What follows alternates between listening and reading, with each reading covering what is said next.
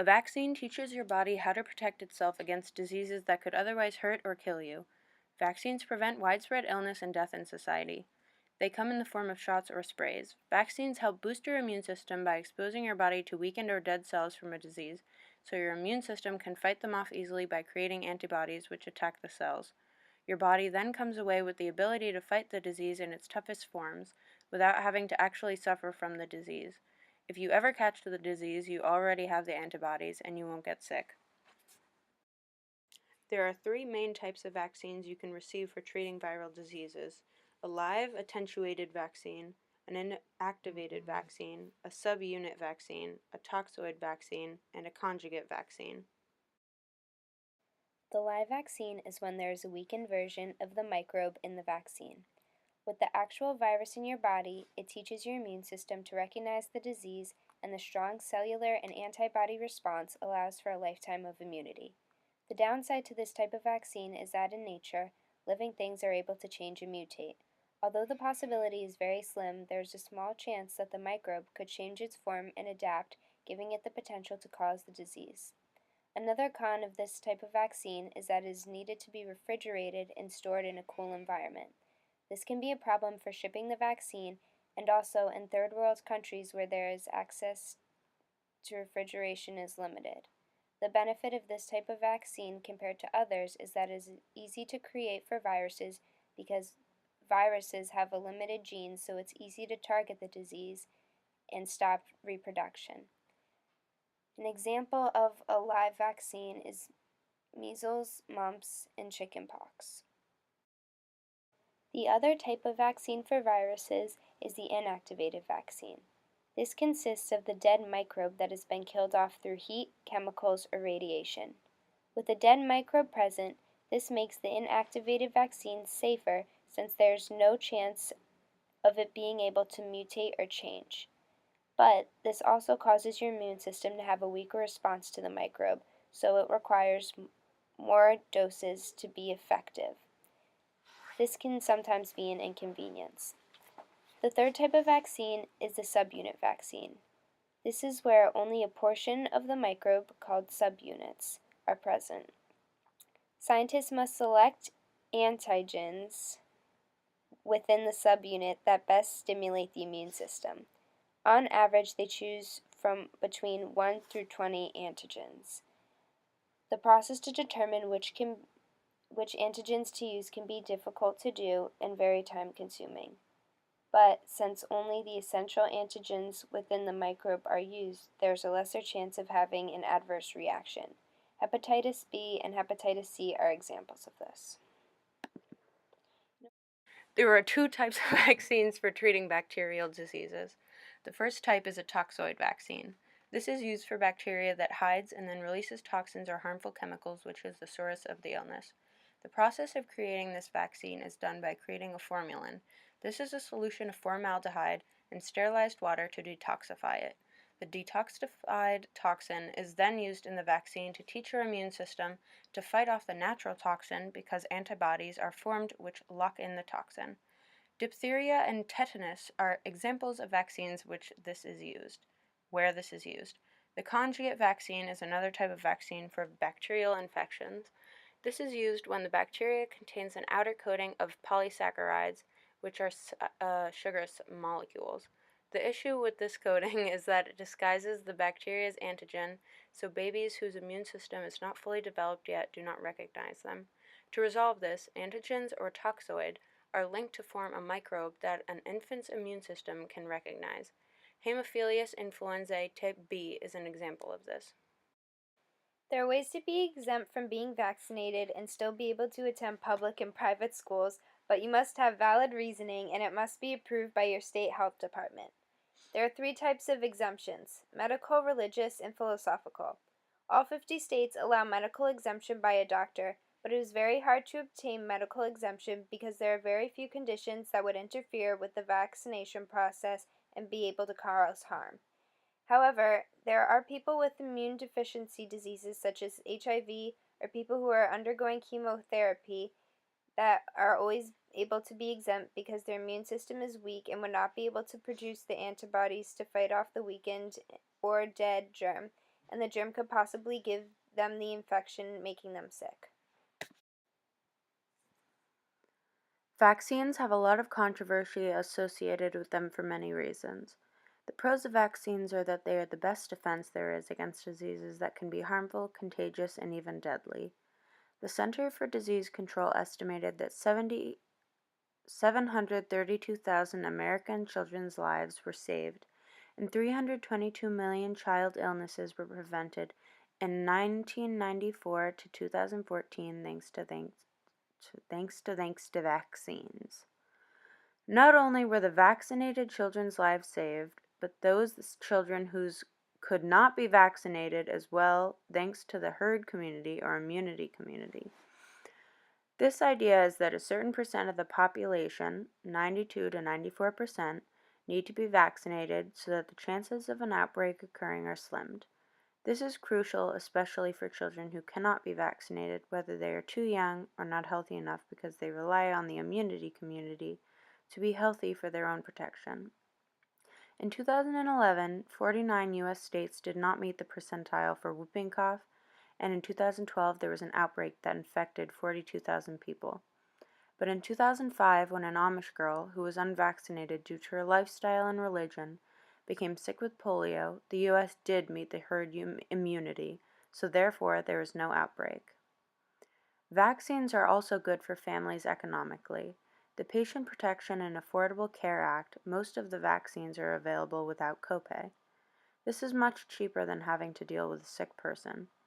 In 2011 in San Diego, when there was a measles outbreak due to children being unvaccinated, the 11 unvaccinated children had medical costs of $123,512 each. Being vaccinated is also good for the world's economy as a whole. 1994 to 2012, $1.38 trillion were saved in societal costs, and UNICEF estimated that as vaccines were more prominent in poorer countries, then $6.2 billion could be saved in treatment costs. Vaccines also are beneficial because they protect future generations by eliminating certain diseases. Today, children for the most part do not need to be vaccinated against smallpox because in many countries the disease does not exist. The other countries with reported smallpox cases were Afghanistan, Nigeria, and Pakistan. However, there are cons to being vaccinated as well. For one, vaccines can cause harmful side effects that have potential to be fatal. Anaphylaxis allergic reactions are one thing that can go wrong when being vaccinated. Although the chances of having an allergic reaction to the vaccine are as slim as 1 per 1 million children, 30,000 cases were reported since 1990, and 10 to 15% of those were serious. The rotavirus vaccine is also linked with medical problems. 1 out of 20,000 babies will get intussusception, a bowel blockage that may cause hospitalization. The Center for Disease Control and Prevention also reported that the chickenpox vaccine can cause pneumonia. Fainting or syncope after vaccination can be a problem for young infants. The Advisory Committee on Immunization Practices recommends that those giving the vaccine should watch those being vaccinated for 15 minutes after injecting the shot. The Vaccine Adverse Event Reporting System reported that there has been an increased trend in fainting since 2005. This is possibly due to the new recommendation of 3 new vaccines for adolescents. 49% of people who had fainted after being vaccinated were ages 11 to 18. The HPV shot was the most frequently reported cause.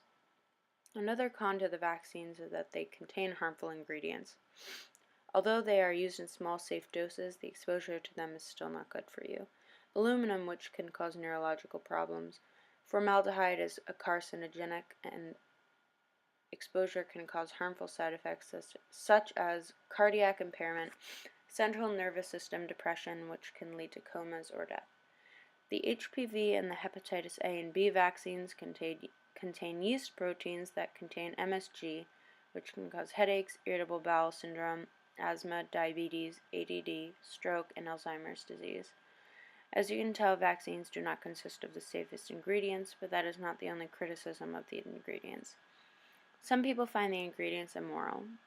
The MRSA vaccine against rubella contains human diploid lung fibroblasts from aborted fetus cells, and many other vaccines, such as the hepatitis A and MMR vaccines, contain chicken eggs, insect cells, pig gelatin, cocker spaniel cells, which go against vegan, vegetarian, and other personal beliefs. Another reason parents do not support mandatory vaccination is because they feel that the government should not be able to make their child's medical choices, and it should be up to them, and by making these procedures mandatory, the government is taking away from them their constitutional rights. Some people feel as if they cannot trust the government and make the vaccines out of fear and lack of regulation. In 1998, the FDA approved Limerix, a vaccine for Lyme's disease, which was on the market for 4 years before they made the connection that it caused arthritis. A similar situation in 1999 occurred when RotaShield, a vaccine for rotavirus, was discovered to be linked with bowel obstruction. Almost all states, except Mississippi and West Virginia, allow religious exemption from vaccination based on the First Amendment in the Constitution that people can freely practice and express their religious views. In most states, in order to have a justified reason to be exempt, it is required that you must be a member of a church or a place of worship and send in a written tenant complaining that they cannot be vaccinated due to their religion. Some states require a statement signed by a spiritual advisor to make sure that the parent's decision is sincere. Currently, 20 states allow for philosophical reasons or personal beliefs to be exempt from vaccinations, but it is still an ongoing debate in our country right now. It is such a big controversy since some people and lobbyists believe that it should be up to the parents to decide what they should do for their children and it should not be the government's responsibility, while others believe that it is in the best interest of the overall health of the society to have the government enforcing these strict rules to make sure the country is healthy. In Connecticut, our state allows for medical and religious exemption, not philosophical.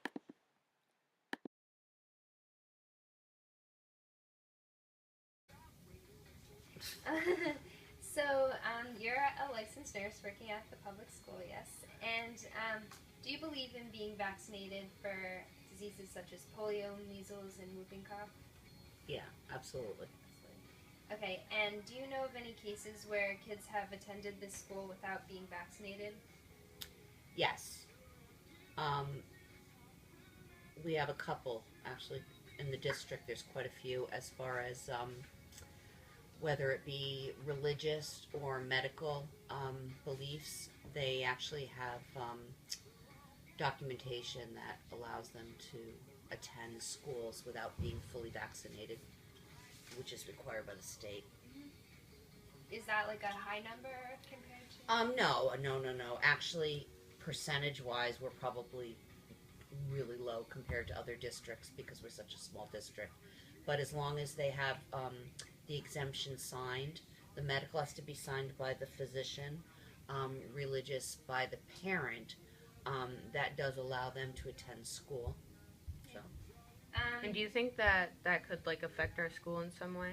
Because if some people in a population like aren't vaccinated, No, it wouldn't hurt the general population. If it hurt anyone, and we did have an outbreak, the students that are not vaccinated actually have to be out of school for whatever the duration of that illness is. For instance, if it's measles, there's like a 21-day incubation period. So the students that have the exemption signed cannot attend school during that period. Do you know of any cases where parents have lied or tried to forge vaccination forms, or just have kind of tried to sneak their way through? Yes and no. Just because it's especially at the younger schools, with the little kindergartners coming in, and it's that whole fear of the unknown. For a while there, a lot of parents thought that the MMR contributed to their child becoming autistic, which has been proven time and time again that's just not the case. But it's just fear of parents, especially when you have younger parents with younger children, giving your child all those vaccines. Your heart breaks for them. So they try to sign off on, my church doesn't allow me to get the chickenpox vaccine. So they'll sign that off, but then we'll notice the following year he got a tetanus shot because he said so. They kind of try and pick and choose and just eliminate if they don't have to. I mean, we try to stay on top of it, or do our best. And education's a big key when it comes to vaccines for kids. Alright, thank you. Oh, Thank you're you. welcome. If childhood vaccines have caused injury or death, there is a National Childhood Vaccine Injury Act of 1986 established by the National Vaccine Injury Compensation Program, which financially supports families who have been hurt by the vaccines. All claims are decided by the U.S. Federal Court of Claims. So far, there have been $2 billion appointed to families. However, 2/3 of people who have applied for financial support due to vaccines have been denied. There's a lot of debate and controversy regarding whether or not vaccines are linked to autism, but time after time it has been scientifically proven that vaccines and autism are not linked and it is just a misconception. The reason people believe that vaccines were linked to autism is because most vaccines used to contain thimerosal, a preservative containing mercury, whose purpose was to prevent contamination for a multi-dose vaccine, which was believed to cause ASD.